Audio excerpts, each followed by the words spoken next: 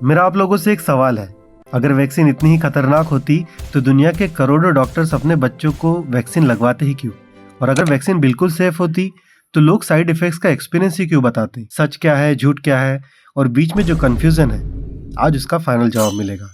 इस वीडियो में ना मैं वैक्सीन को भगवान बनाऊंगा और ना ही विलन, बस बताऊंगा जो साइंस बोलती है। वेलकम टू सेंट्रल 3D, जहां मैं आपको सुनाता हूँ कुछ अनसुनी कहानियां।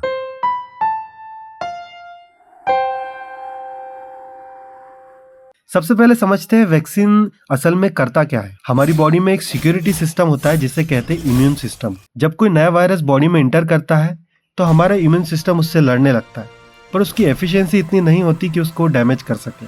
तो वैक्सीन एक डमी ट्रेनिंग होती है, जैसे कि आर्मी मॉक ड्रिल करती है। वैक्सीन में या तो वायरस का वीक पार्ट होता है या सिर्फ उसका ब्लूप्रिंट। इससे बॉडी सीख जाती है कि इस दुश्मन से कैसे लड़ना है।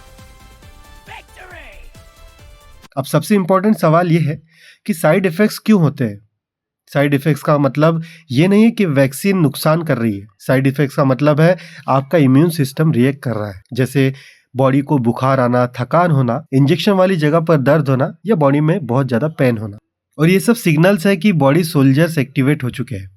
जो लोग बोलते हैं मुझे वैक्सीन से कुछ नहीं हुआ, उनका इम्यून सिस्टम भी काम कर रहा होता है, बस रिएक्शन थोड़ा सा माइल्ड होता है। हर इंसान का एक्सपीरियंस अलग अलग होता है, क्योंकि एज अलग होती है, हेल्थ कंडीशन अलग होती है, इम्यूनिटी अलग होती है और लाइफस्टाइल अलग होता है। इसलिए किसी को सिर्फ इंजेक्शन से पेन होता है और किसी को एक दिन का बुखार।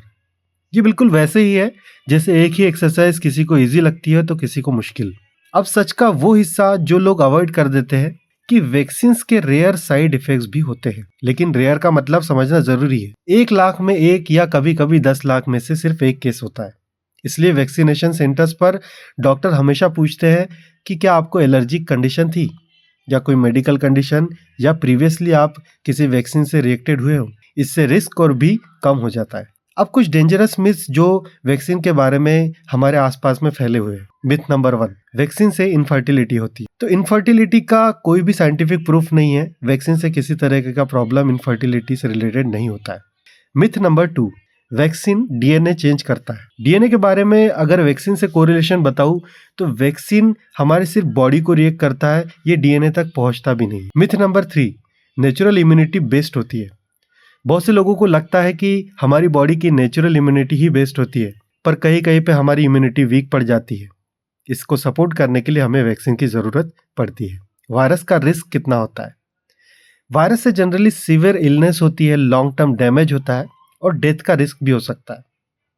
और वैक्सीन का अगर रिस्क देखें तो मोस्टली माइल्ड इफेक्ट होता है और बहुत ही रेयर कॉम्प्लिकेशंस होते हैं। तो साइंस का कंक्लूजन क्लियर है, डिसीज का रिस्क वैक्सीन से कई गुना ज्यादा होता है।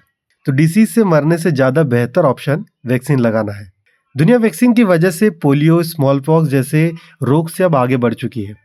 वैक्सीन परफेक्ट नहीं है, लेकिन इग्नोरेंस से बेहतर है। डर रखो लेकिन नॉलेज के साथ। और याद रखो, साइंस सवाल से डरती नहीं है, पर झूठ से जरूर लड़ती है। तो ये थी वैक्सीन से रिलेटेड पूरी इन्फॉर्मेशन। आपको ये इन्फॉर्मेशन कैसी लगी और क्या आपने कोविड के समय में वैक्सीन ली थी? कमेंट में जरूर बताइएगा। और इसी तरीके के वीडियोस देखने के लिए शेयर और सब्सक्राइब करना ना भूलिए। मैं जल्द ही लेकर आऊँगा एक नई मिस्टीरियस कहानी। टिल देन जुड़े रहिए आपके अपने चैनल सेंट्रल 3D के साथ।